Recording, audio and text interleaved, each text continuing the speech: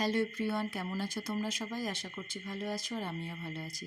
দেখতেই পাচ্ছ আজকে মাম্মামের স্কুলে চলে এসেছি। সকাল সকাল রেডি হয়ে মায়ের কাছে চলে এসেছি আর সেখান থেকে বোনকে নিয়ে মাম্মামের স্কুলে চলে এসেছি।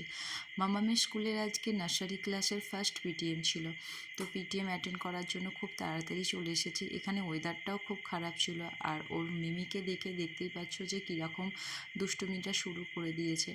আর স্কুলে এসেছে, দোলনা আছে, দোলনা খেলে হয়, তাই একটু দোল খাওয়া হয়ে গেল। আর জল দেখলে তো পুরো পাগল হয়ে যায়। যাই হোক, তারপর আমরা পিটিএম সেরে একটা নার্সারিতে এসেছিলাম। আমার কিছু গাছ নেওয়ার ছিল, কিছু ফুল গাছ আর একটা ফলের গাছ নেব ভেবেছিলাম।